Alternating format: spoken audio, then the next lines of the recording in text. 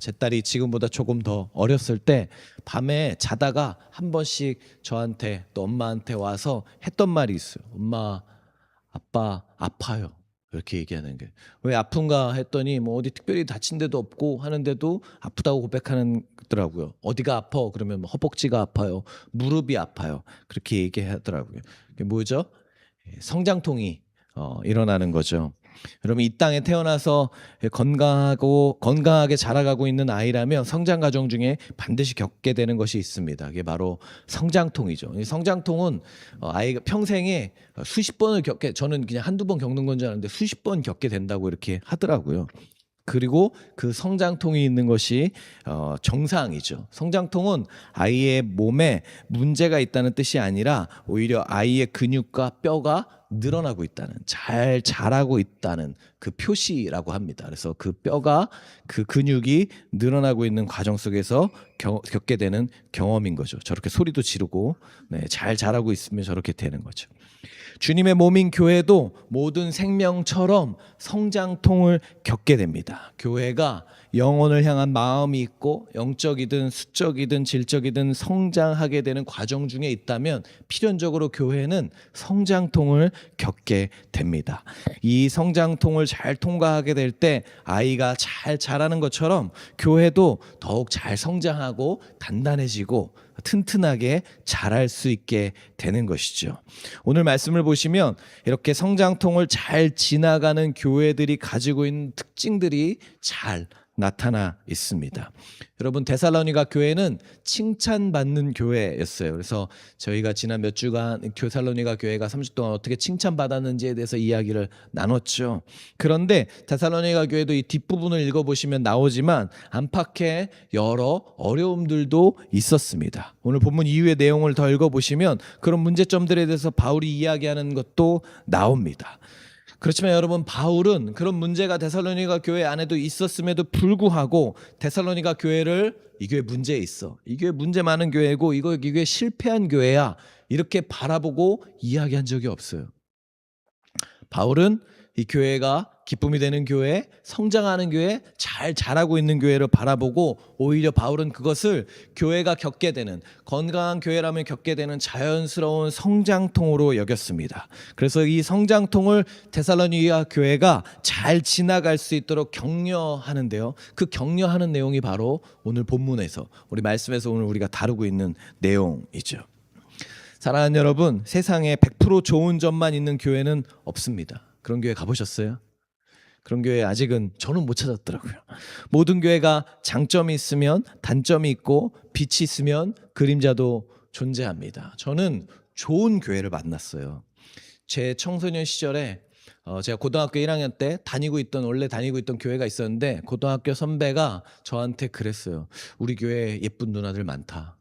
그래서 제가 그 말에 혹해서 교회를 1시간 떨어져 있는 교회를 지하철 타고 버스 타서 옮겼어요. 흑석동에 있는 교회로 가서 청소년부로 갔는데 예쁜 누나는 개뿔. 근데 아무튼 그 교회를 잘 다니게 되었고 그 교회에서 예수님을 만나게 됐고 그 교회에서 제가 신앙이 성장하게 됐습니다. 많은 사랑을 받았죠. 근데 여러분 그거 아세요? 그 교회가 갈라졌어요. 싸워서 교회가 갈라지게 되고 많은 아픔도 있었습니다. 근데 저는 좋은 교회라고 얘기하잖아요. 그 교회 성도의 한 3분의 1 정도가 나가는 일도 있었거든요. 건강한 교회라는 건 여러분 단점이 없는 교회가 아닙니다. 저는 여전히 그 교회가 좋은 교회라고 믿고 좋은 교회로 지금도 바라보고 제 영혼의 고향 같은 곳이라고, 제 신앙의 고향 같은 곳이라고 늘 얘기합니다.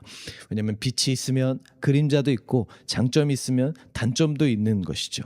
건강한 교회는 단점이 없는 완벽한 교회가 아니라 부족하고 연약한 모습 가운데서도, 그런 게 있는 모습 가운데서도 소망을 보고 소망을 찾는 사람들이 많은 교회, 그런 교회가 건강한 교회라고 믿습니다. 바로 바울이 데살로니가 교회를 바라봤던 그 시선으로 바라보는 사람들이 많은 교회가 건강한 교회인 것이죠. 그래서 여러분, 바울이 데살로니가 교인들을 향해서 어떻게 고백하는지를 보면 그 눈빛이 어땠는지가 보입니다. 여러분 19절 20절 말씀을 한번 보시겠어요? 거기 이렇게 써 있습니다. 우리 한번 같이 읽어볼까요? 시작. 우리 주 예수께서 오실 때 그분 앞에서 우리의 희망이나 기쁨이나 자랑할 면류관이 무엇이겠습니까? 그것은 여러분이 아니겠습니까? 여러분이야말로 우리의 영광이요 기쁨입니다. 저는 이 말이 참 와닿습니다. 바울이 뭐라고 얘기합니까? 주님 앞에 서게 됐을 때 제가 자랑할 게 있는데, 주님 앞에 제가 자랑할 수 있습니다. 근데 자랑할 게 있는데 그게 뭐냐면 바로 여러분입니다 라고 고백하고 있는 것이죠. 데살로니가 교회의 성도인 여러분들을 내가 주님 앞에서 주님께 자랑하고 싶습니다. 나한테 기쁨이 있는데 내 기쁨은 다른 것이 아니라 바로 여러분입니다 라고 바울이 이야기하고 있는 거야. 너네는 다 별론데 이게 제일 별로야. 바울이 그렇게 얘기한 게 아니라 당신이 내 기쁨이고 여러분이 제 자랑입니다 라고 고백했던 거예요. 저는 바울의 이 말이 이렇게 해석되고 들려지더라고요. 묵상하다 보니까 저는 여러분들 안에서 소망을 봅니다. 저는 여러분들 안에 있는 소망을 발견하고 있습니다. 그렇게 저는 느껴지더랍니다. 여러 문제들이 있지만 그거 보이지 않고 저는 여러분 안에 있는 소망을 보고 있습니다. 저는 그렇게 느껴지더라고요. 사랑하는 여러분, 우리 가슴 뛰는 공동체 안에도 이런 소망을 찾는 모습들이 많이 나타나길 소망합니다. 우리 교회가 사도 바울의 눈으로 교회를 바라보는 사람들이 가득한 곳이길 예수님의 이름으로 축복합니다. 이런 관점으로 여러분 오늘 말씀을 보게 될 때 성장통을 잘 통과하는 건강한 교회에는 아주 중요한 특징이 있다는 것을 확인하게 되는데, 세 가지를 좀 살펴보려고 합니다. 건강한 교회, 이 성장통을 잘 통과하는 교회의 세 가지 특징이 무엇일까요? 첫 번째는 바로 사람을 귀하게 여길 줄 안다는 거예요. 뭘 귀하게 여길 줄 안다고요? 사람을 귀하게 여길 줄 안다는 것이죠. 여러분 방금 전에 읽었던 19절 20절 말씀을 한번 다시 보시겠어요? 거기 바울이 자랑하는 것이 무엇이죠? 제가 말씀드렸던 것처럼 바울은 자신의 지도자로서의 권위나 자기의 지도자로서의 업적을 자랑하지 않습니다. 나 사도야. 내가 전도행 몇 번 갔는지 알아? 내가 세운 교회가 몇 개인 줄 알아? 야, 내가 신약 성경 몇 개 썼는지 아냐? 한번 보여줘. 내가 지금 저작권 협회에 등록된 출판물이 몇 개인 줄 알아? 그런 얘기 하지 않아요, 바울은.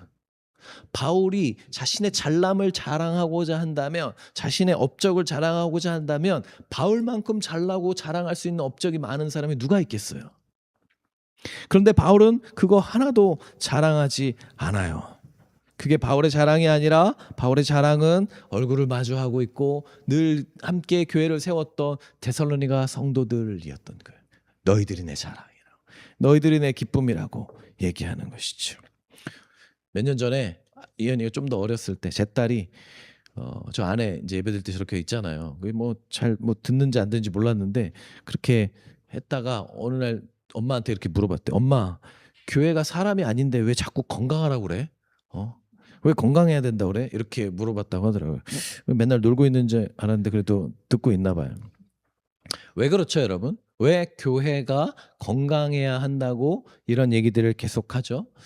교회가 건물이 아니기 때문에 그런 것이죠. 교회는 단순히 이곳에 위치한 이 302호 호반 프라자 302호에 위치한 이 위치, 이 건물이 아니라 한 사람 한 사람이 합쳐져서 함께하는 무리, 모임인 것이죠. 그래서 우리 몸과 같은 유기적인 생물이 교회이기 때문에, 우리가 교회를 생물로 유기적인 공동체로 취급하기 때문에 건강해야 된다는 말을 할 수 있는 것이죠. 그렇기 때문에 교회는 서로를 귀하게 여길 줄 알고 함부로 대하지 않는 것이죠. 지체를 소중히 여깁니다. 왜냐하면 우리 모두 다 연결되어져 있기 때문에 그런 것이죠. 여러분 이 말 듣고 오해하지 않으셨으면 좋겠어요. 이 말은 하나님보다 사람이 더 중요하다 이런 뜻이 아닙니다. 사람이 교회의 주인이 되어야 한다는 뜻이 아니라 예수님이 사람을 보신 눈으로, 그 예수님의 시선으로 우리도 상대방을, 내 옆에 있는 지체를 바라볼 줄 알아야 한다는 뜻인 것이죠. 여러분 제가 이 설교단에서 했던 이야기 자주 하잖아요. 왜 자꾸 할까요? 할 얘기가 없어갖고 그런 걸까요? 그게 아니라 반복해서 계속적으로 기억하게 하려고 이야기합니다. 그 중에 한 얘기 중에 하나가, 제가 자주 하는 얘기 중에 하나가 있죠. 여러분 우리는 우리가 생각하는 것보다 훨씬 더 죄인입니다. 우리가 생각하는 것보다 여러분이 우리 찬민이를 생각하는 것보다 훨씬 더 찬민이가 죄인이라는 거, 또 제가 저를 생각하는 것보다 제가 훨씬 더 죄인이라는 걸 잊지 않아야 해요. 근데 여러분 동시에 기억해야 될 또 중요한 사실이 있습니다. 그것은 우리가 생각하는 것보다 훨씬 더 죄인이지만 동시에 우리는 우리가 생각하는 것보다 훨씬 더 사랑받고 있다는 거예요. 예수 그리스도로부터. 십자가가 바로 그 이야기이고 내용인 것이죠. 내 생각보다 훨씬 더 끔찍한 죄인인 나를 내 생각보다 훨씬 더 큰 그리스도의 사랑으로 덮어주셨다. 그게 복음 아닙니까? 또한 동시에 우리는 하나님의 의도와 계획과 뜻이 담겨져 있는 그분의 형상이고 그분의 작품입니다. 헬라어 포이에마라는 말을 들어보신 적이 있을지 모르겠는데 그 포이에마라는 뜻이 뭐냐면 작품이라는 뜻이에요. 우리를 하나님의 형상이다라고 할 때 이 형상은 포이에마입니다. 너는 하나님의 작품이다. 근데 이 포이에마는 그냥 만든 작품에다 붙이는 것이 아니라 마치 다빈치가 미켈란젤로가 멋진 걸작품을 만들어냈을 때 포이에마라고 얘기하는 거예요. 우리 한 분 한 분이 여러분 한 분 한 분이 주님의 걸작품이라고 이야기하고 있는 것이죠. 그게 주님의 성경이 우리에 대해서 말씀하고 있는 주님의 시선이라는 거예요. 여러분 우리 각자 안에는 주님의 모습이 담겨져 있습니다. 믿으세요, 여러분? 거울 보시면서 내 안에 하나님의 형상이 있구나 발견하세요? 여러분 그걸 발견하는 게 믿음입니다. 네. 썰렁한가요? 네. 믿으시죠, 여러분? 그래서 여러분 우리가 예전에 많이 불렀던 찬양 중에 그런 찬양이 있습니다. 형제의 모습 속에 보이는 하나님 형상 아름다워라. 너무 멋진 가사 아닙니까? 자매의 모습 속에 보이는 형제의 모습 속에 보이는 하나님의 형상. 그게 아름답다. 여러분 그게 주님이 우리를 바라보는 시선이고 동시에 우리가 내 옆에 있는 사람들을 바라보는 시선인 것이죠. 그게 성경이 말하고 있는 바예요.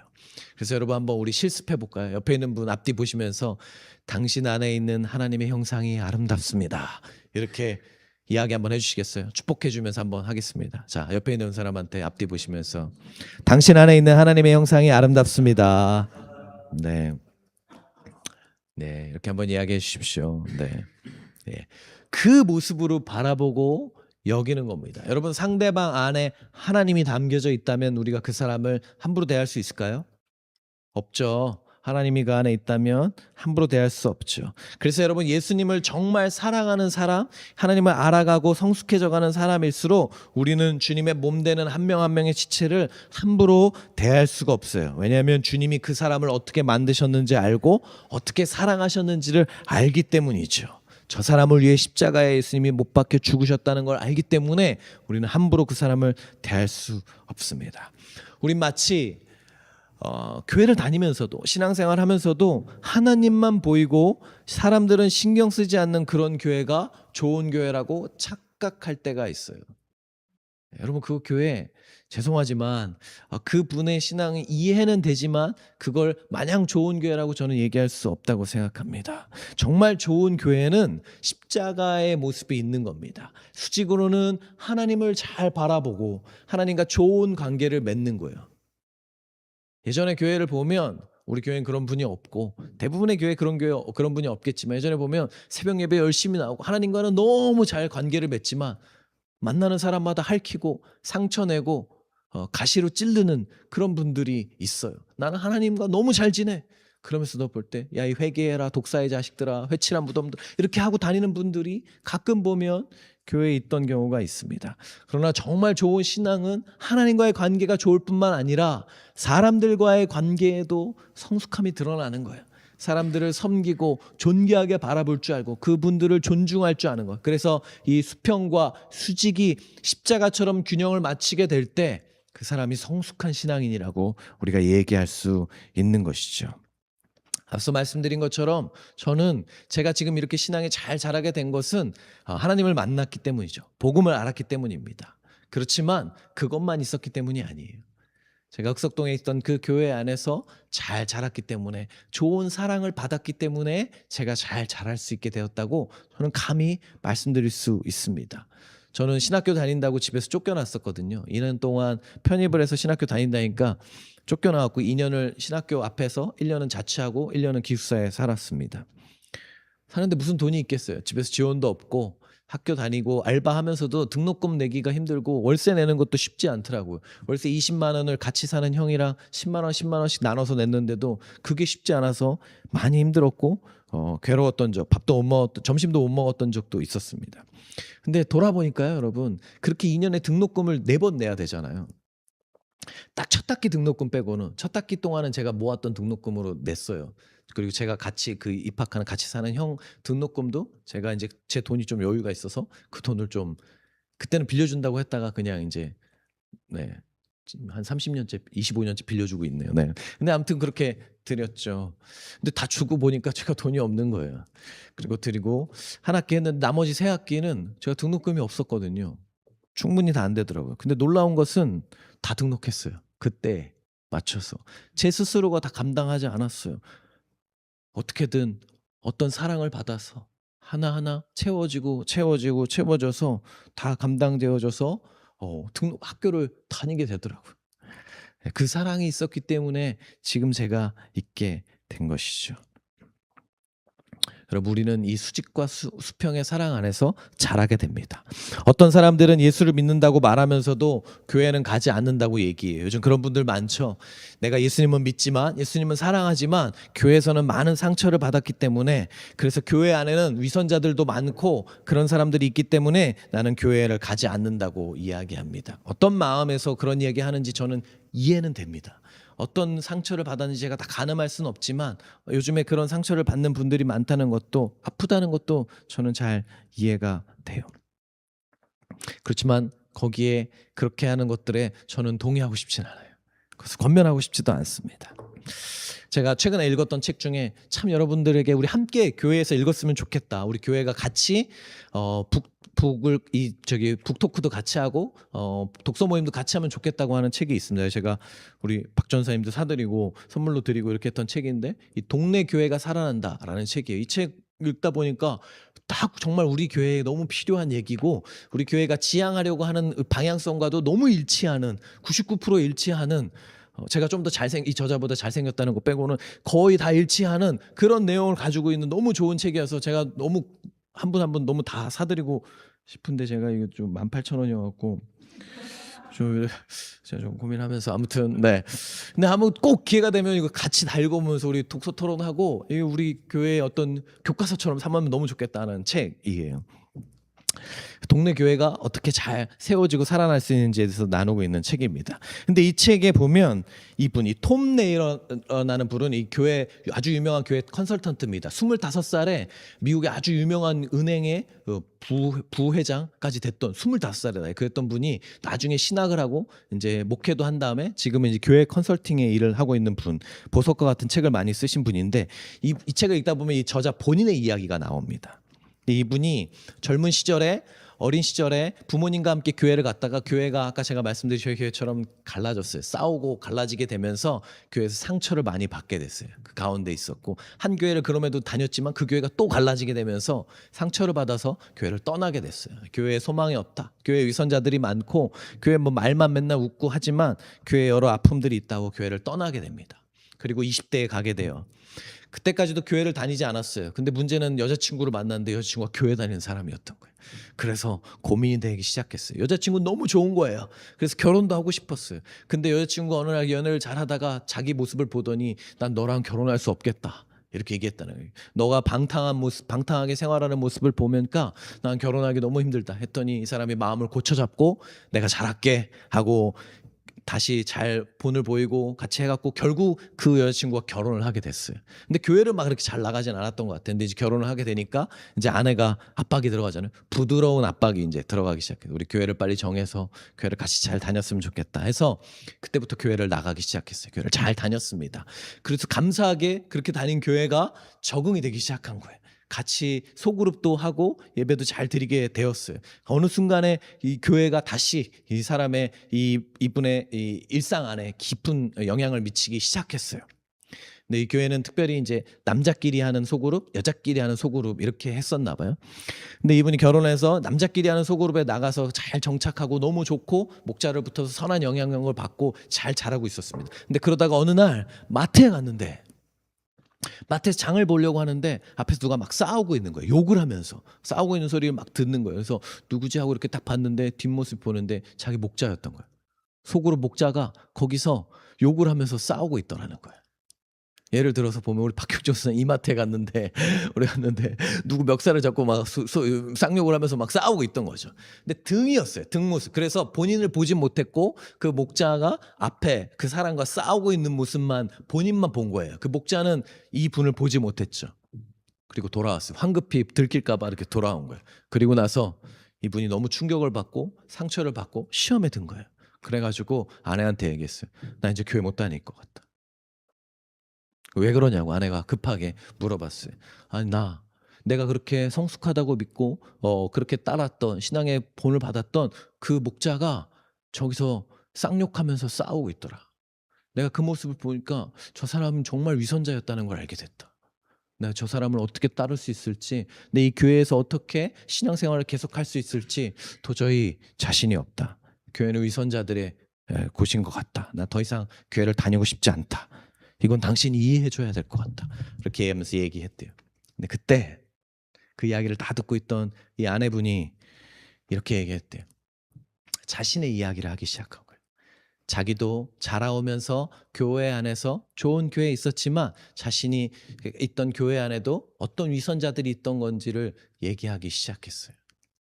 자기도 그런 상처를 받았고 자기도 그 아픈 일들이 있었다고 그걸 다 얘기해 줍니다. 그리고 신앙 안에서 그럼에도 불구하고 어떻게 성장할 수 있었는지도 이야기합니다. 그 다음에 이 자매가 아내분이 거기서만 그친 것이 아니라 또 얘기해요. 그리고 한 명의 위선자가 더 있었는데 그건 바로 나였다고. 나도 신앙의 성숙을 향해 걸어가지만 때때로 나도 그 신앙의 모습과는 동떨어진 내 모습을 보여주고 그것에 대해서 나도 실망하고 넘어지는 내 모습을 많이 나타내고 내 모습으로 드러내기도 했다. 그리고 나서 그 아내가 부드럽고 단호하게, 여러분 이게 중요합니다. 부드럽고 단호하게, 야, 너나 잘해 이렇게 얘기한 게 아니라 부드럽고 단호하게 그 남편을 향해서 또 이렇게 얘기했대. 그리고 내가 아는 한 명의 위선자가 더 있다. 그건 바로 당신이라고.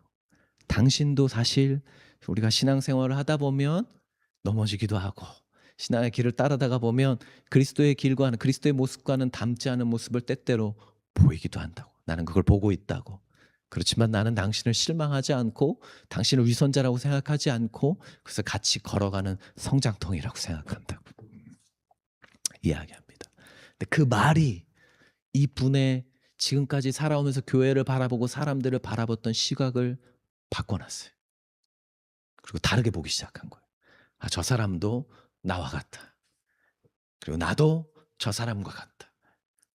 내가 위선자로 보였던 저 사람들이 사실은 그리스도를 향해 달려가고 있지만 때로는 넘어지기도 하고 쓰러지기도 하면서 그 부침을 겪는 그냥 똑같은 사람이라는 것을 발견하기 시작한 거예요. 그리고 다시 그 교회에 지속적으로 계속 나가기 시작했고 그 안에서 신앙을 회복해서 나아가게 됐고 결국엔 나중엔 목사까지 되어서 이런 수많은 보석 같은 책들을 내게 되신 거죠. 여러분, 교회 공동체는 뒤에 날개 있고 머리에 고리 하나 있는 그런 천사들만 모여 있는 곳이 아닙니다. 교회는 죄인들이 모여 있는 곳입니다. 그리고 그 죄인들이란 말에는 저도 또 여러분도 모두 포함되어 있습니다. 그러나 그럼에도 불구하고 서로를 귀히 여기고 사랑하고 존중하게 될 때 성장통을 지나가는 힘이 생기게 되는 것이라고 믿습니다. 그래서 세상 사람들도 죄인이고 교회에 있는 사람들도 죄인인데 다른 것이 무엇인가? 라고 물을 때 이렇게 얘기합니다. 세상 사람들은 죄인인지 모르는 죄인이고 우리는 죄인인지 아는 죄인이라고 얘기하는 것이죠. 여러분, 저는 좋은 교회는 서로가 죄인임을 인정하고 받아들이고 용납하며 함께 두드려주며 걸어가는 교회라고 생각해요. 그런 사람 냄새가 날 때, 같이 하게 될 때 저거 하나 어겼다고 왜 어겼어 저거? 너 저 문 잘 닫으라고 했는데 에어컨 틀으면 문 닫으라고 했는데 저거 어겼네. 너는 에어컨 쐴 바람 쐴 자격이 없어. 나가 있어 5분 동안. 이런 게 아니라 때론 넘어지고 실수하고 빼먹기도 해도 같이 보듬어가고 괜찮다고 얘기하며 나아가는 교회. 그런 교회가 주님이 원하시는 성장통을 잘 지나가는 건강한 교회가 될 수 있다고 믿습니다. 아멘이시죠? 아멘. 아멘 크게 얘기한다고 제가 뭐라 하지 않습니다. 네. 지체의 모습 속에서 예수 그리스도의 모습을 발견하고 또 소중히 여기고 서로를 품어주는 저와 여러분 되시기 예수님의 이름으로 축복합니다. 두 번째로 데살로니가 교회에서 보여지는 이 건강한 모습, 성장통을 지나가는 건강한 교회의 모습이 있다면 그것은 뭐냐면 첫 번째가 사람을 귀하게 여기는 모습이었다면 두 번째는 말씀을 귀하게 여기는 모습이라는 거예요. 우리 13절 말씀을 같이 한번 읽어보도록 하겠습니다. 13절 말씀 같이 읽겠습니다. 시작. 우리가 하나님께 끊임없이 감사하는 것은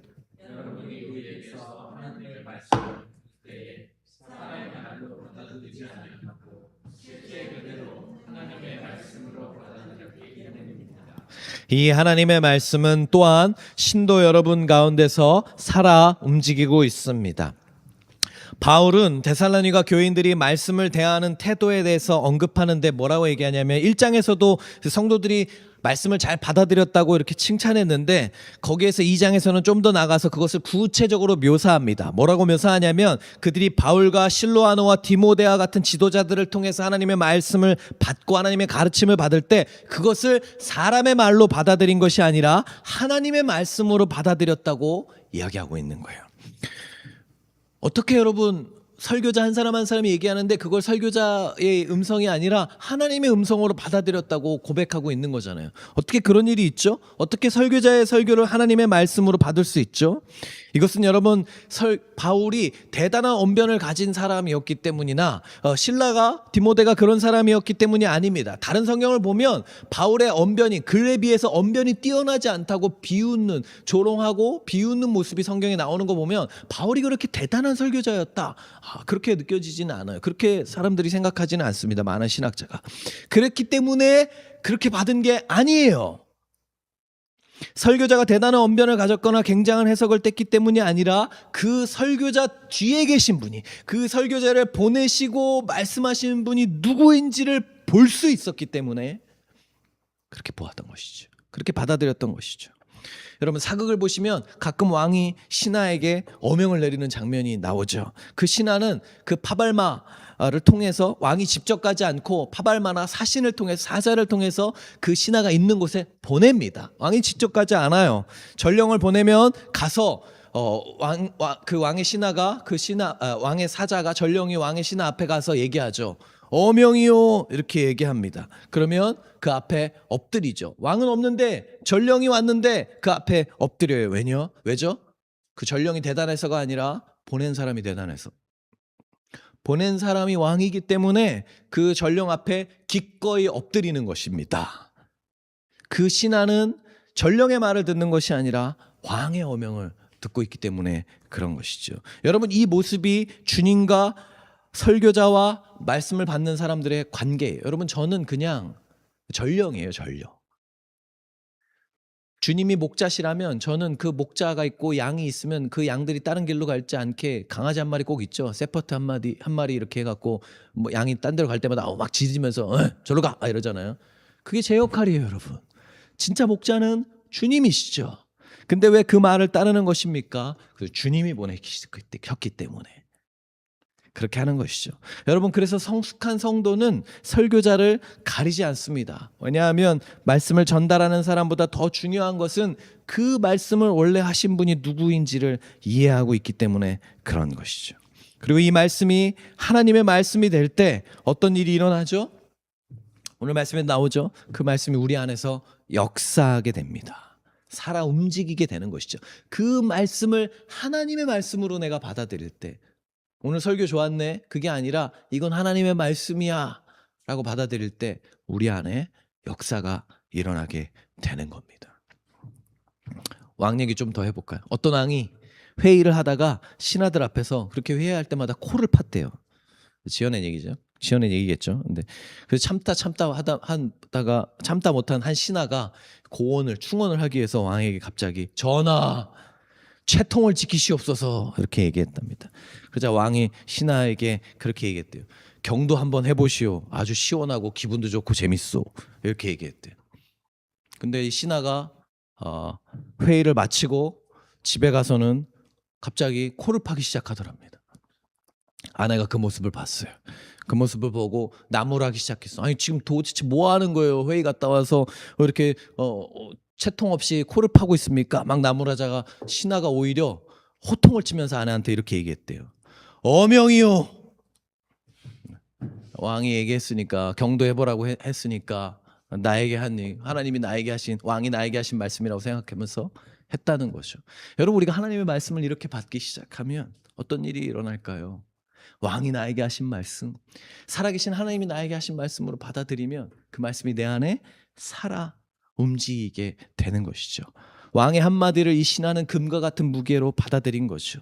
여러분 믿음은 그럴 때 역사합니다. 믿음의 역사, 우리 1장에서 나왔었잖아요. 믿음의 역사 언제? 말씀을 사람의 말로 받지 않고 하나님의 말씀으로 받게 될 때 그때 믿음은 우리 가운데서 역사하게 됩니다. 그래서 13절 뒷부분에 보시면 이 말씀이 그들 가운데서 살아 움직이고 있다라고 바울이 고백합니다. 너희를 보니까 너희가 받은 그 말씀이 너희 안에서 그냥 지나간 게 아니라 한쪽 귀로 들렀다 한쪽 귀로 사라진 것이 아니라 여전히 살아 움직이고 있다라고 바울이 봤다는 거예요. 그 모습을 보게 됐다는 거예요. 이러면 여러분 성장이 일어나게 되는 것이죠. 여러분 여러분의 주일마다 예배 올 때 예배를 위해서 말씀을 위해서 기도하고 계세요? 여러분이 드리는 예배를 위해서 여러분의 일상을 위해서도 기도하시겠지만 여러분이 드리는 예배를 위해서 기도하고 계십니까? 여러분 기도하세요. 또 저를 위해서도 기도해 주세요. 그냥 단순히 저를 위해 기도하라는 것이 아니라 이 말씀이 여러분에게 하나님의 말씀으로 받아들여질 수 있도록 기도하시면 좋을 것 같습니다. 우리 자신을 위해서, 우리의 영적 성장을 위해서 그렇게 하는 것이죠. 여러분 이 말을 오해하셔서 난 이제 설교 대충 준비할 거니까 너네 알아서 잘 들어라 그 말씀을 드리는 거 아니에요. 저는 여전히 제가 할 수 있는 최선을 다해서 준비하겠습니다.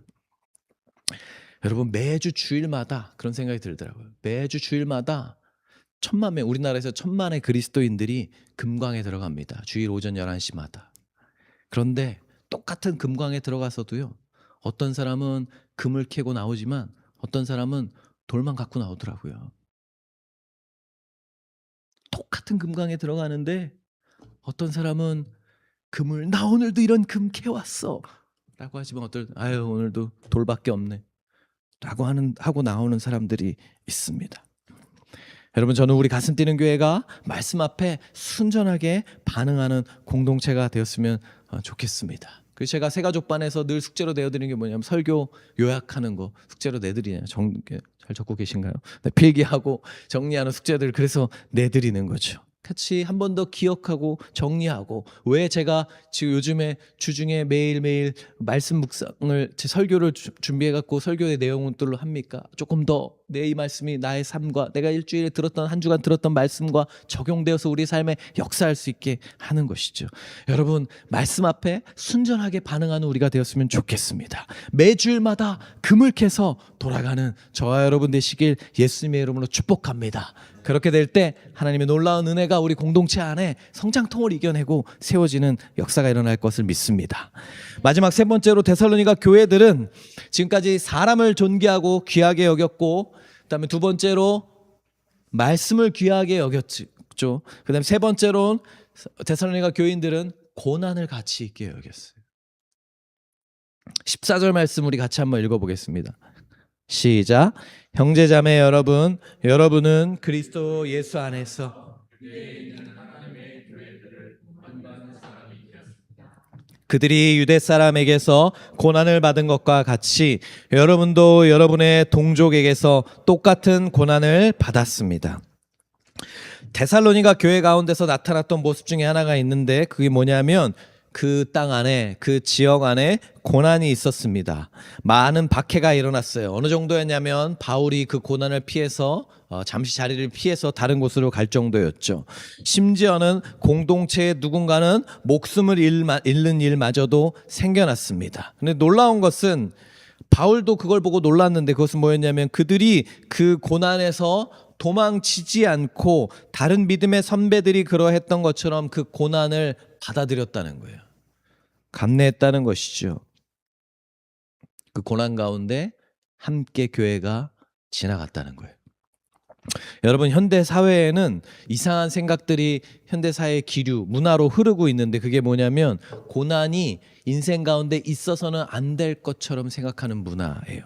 그래서 고난이 오면 그것을 인정하기 어려워하고 고난이 오면 마치 취급하지 않아야 될 물건이 우리 집안에 들어온 것처럼 내 인생 가운데 들어온 것처럼 여길 때가 많습니다. 가지면 안 될 걸 가졌다는 거예요. 찾아오지 말아야 할 것이 찾아온 것처럼 여길 때가 많다는 거예요. 심지어 이러한 생각이 교회 안에도 침투해 들어온 경우들을 많이 보게 됩니다.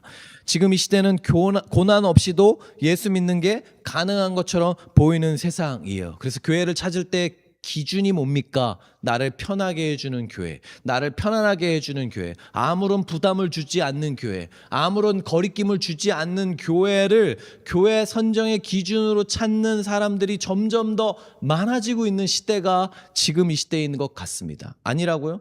아닐걸요? 스레드 한번 들어가 보세요. 그 교회 찾는 사람들 거기 많은데 기준들이 대충 이렇던데요.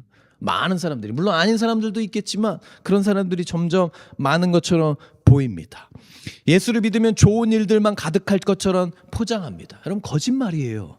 그렇지 않습니다. 좋은 일들도 있지만 안 좋은 일들도 일어날 때 있습니다. 만약에 여기 계신 분 중에 그런 분이 없지만 예수님을 인격적으로 만나지 못했다면 이런 말들에 개의치 않으셔도 돼요. 그러나 여러분이 예수님을 구주로 고백하고 있고 예수님을 믿고 따르는 분, 예수님의 제자라고 고백하는 분이 있다면 기억하셔야 되는 것이 있습니다. 그게 뭐냐면 예수님을 따르는 삶에는 반드시 대가가 요구된다는 거예요. 예수님은 한 번도 그분을 따르는 삶에 대가가 없다고 얘기한 적이 없으세요. 언제나 누구든지 그분을 따를 수 있다고, 누구든지 오라고 얘기하지만 아무렇게나 올 수 있다고 얘기한 적은 한 번도 없어요. 여러분, 누구든지 와도 된다는 것이 아무렇게나 와도 된다는 것을 의미하는 것이 아닙니다.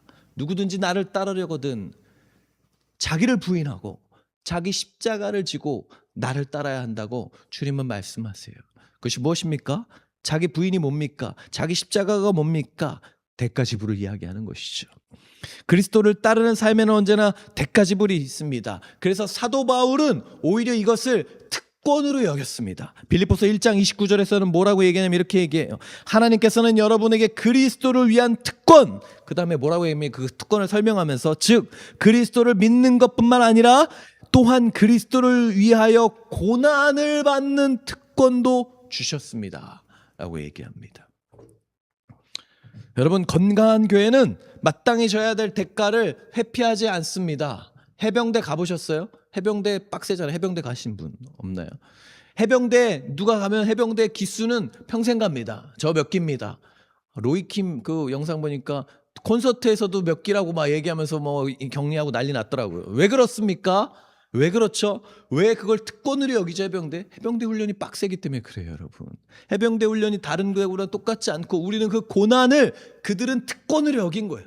해병대만 받을 수 있는 훈련, 해병대만 통과할 수 있는, 난 그 고난을 통과하고 그 고난 가운데 있었던 사람이라고 얘기하는 그 자부심이 있는 것이죠. 바울은 마치 그 고난, 그리스도를 위해서 받는 고난을 해병대 통과하는 고난처럼 여기는 거예요. 나 그리스도를 따랐기 때문에 이 고난을 받는 거야. 네 안에, 너의 삶 안에 그 고난이 있어? 라고 묻는 거예요. 이건 나 예수 그리스도를 따르는 사람만이 받을 수 있는 특권이야 라고 얘기하는 것이죠. 사람뿐만 아니라 교회도 마찬가지입니다. 여러분, 건강한 교회는 마땅히 져야 될 대가를 회피하지 않습니다. 제가 설교 시간에 몇 번 얘기했던 것 같아요. 존 오로스라는 목사님이 있습니다. 이분은 루마니아가 공산국가였던 시절에 그곳에서 교회를 이끌었습니다. 여러분, 공산국가가 제일 싫어하는 게 종교잖아요. 교회를 싫어합니다. 그래서 핍박했죠. 어떤 식으로든 교회를 탄압하고 없애려고 많이 했습니다. 근데 이 존 오로스라는 목사님이 설교를 하면 할수록 많은 사람들이 그리스도 은혜를 받고 그리스도인이 되겠다고 오기 시작했어요. 교회 정리 점점 늘어났고 예수를 믿겠다고 고백하는 사람들이 생겨났습니다. 일어났습니다. 심지어는 예수님을 믿겠다고 자리에서 일어나는 사람들이 생겼습니다. 그러면 이 조론 오로스 목사님이 환영합니다. 예수 믿겠어요? 등록하세요. 이렇게 얘기하지 않고 이렇게 말했다고 했습니다. 당신이 그리스도인이 되겠다고 지금 자리에서 일어나셨습니까? 잘 됐습니다. 축하드립니다. 그런데 여러분이 그리스도인이 되려면 그러기 위해서 치러야 될 대가가 있다는 걸 여러분 아셔야 합니다. 등록하기 전에 이걸 기억하십시오. 곤욕을 치를 수도 있으니 잘 생각해서 결정하세요. 많은 것을 이룰 수 있습니다. 우리나라는 공산국가입니다. 예수 믿는 걸 쉽게 생각하면 안 됩니다. 아주 큰 것을 당신의 인생에서 잃어버릴 수도 있으니까 그걸 잘 생각해보고 결정하십시오. 이렇게 얘기했대요. 그런 얘기를 들으면 그들 중에 몇몇 사람은 그 자리에서 돌아갔다고 합니다. 그런데 몇몇은 남았대요. 그래도 그리스도인이 되겠다는 사람들이 있었답니다. 그리고 그렇게 해서 예수님을 따르기로 결정한 사람들은 그 결정의 의미를 제대로 알기 위해서 3개월의 교육을 받았다고 합니다. 우리 교회랑 비슷하네요. 3개월. 교육을 받기로 했습니다. 교육이 끝나자 많은 사람들이 침례를 받겠다고 했습니다. 그때 침례를 받겠다고 하는 사람들을 축복하기도 했지만 그때 존 오로스 목사님이 다시 한번 태클을 걸었다고 해요. 그리고 이렇게 말했다고 합니다. 그리스도인이 되겠다고 이 3개월의 교육을 받고 그리스도인이 되겠다니 참 잘 됐습니다. 그런데 여러분이 고백을 하면 이곳에 있는 지금 우리 교회에도 분명히 첩자들이 있습니다. 그 첩자들이 여러분의 이름을 이제 적을 겁니다. 그러면 내일부터 여러분의 삶이 고단해질 겁니다. 대가를 따져봐야 됩니다. 기독교는 편한 길이 아닙니다. 대가가 결코 만만치 않습니다. 어쩌면 여러분의 직장에서 좌천될 수 있습니다. 더 나아가서 직장을 잃을 수도 있습니다. 친구가 여러분을 따돌릴 수도 있습니다. 심지어 가족과도 멀어질 수도 있고 자식을 잃을 수도 있습니다. 심지어는 목숨을 잃을 수도 있습니다. 잘 생각해보고 결정하십시오. 그 얘기를 듣고 3개월을 교육을 받았던 사람들 중에서도 몇몇은 돌아갔다고 해요. 여러분, 우리나라에서는 예수 믿는다고 잡아가지 않아요. 그렇죠?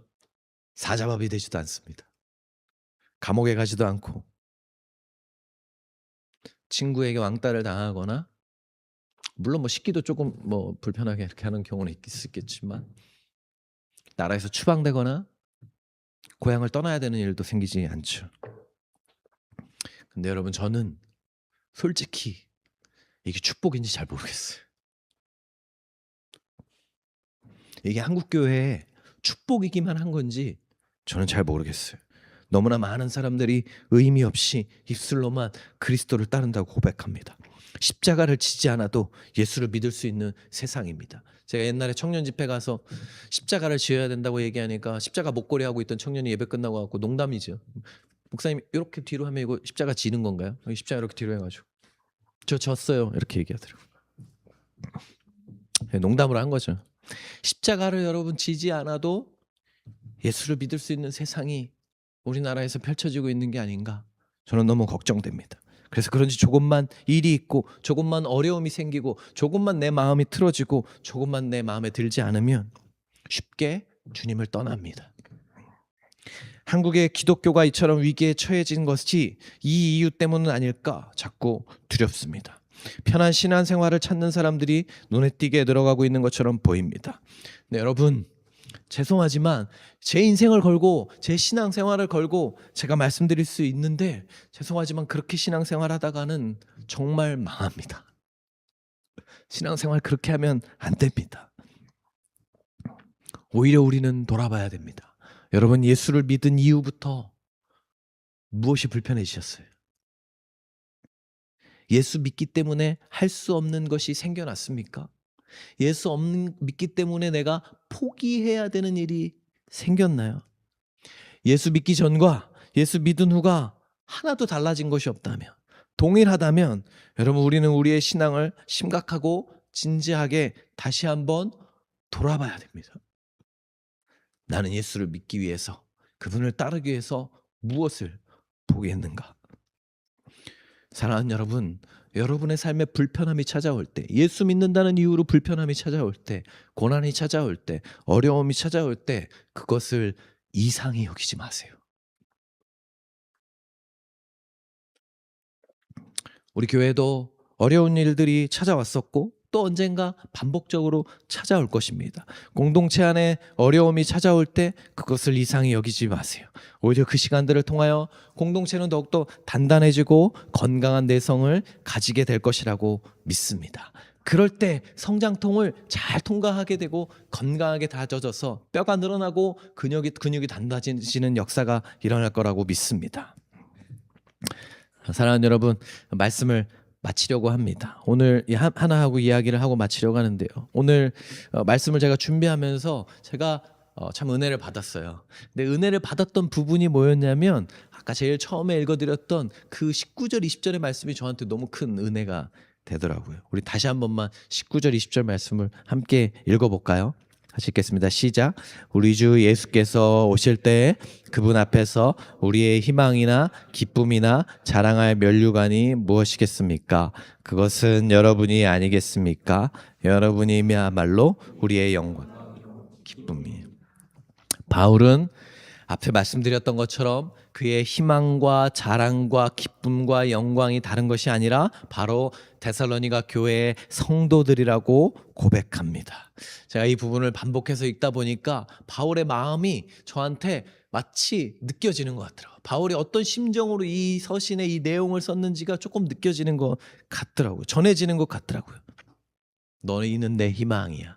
너희는 내 기쁨이고 내 자랑이야. 너희들 안에 문제가 있고 어려움도 있고 그 교회 안에 계속적인 고난이 있지만 난 너희 안에 소망을 보아. 라는 이 표현, 이 마음이 저한테 전해지는 것 같더라고요. 그래서 너무 은혜가 됐어요. 그리고 저도 그래서 바울의 이 표현을 빌어서 여러분에게 저도 표현하고 싶습니다.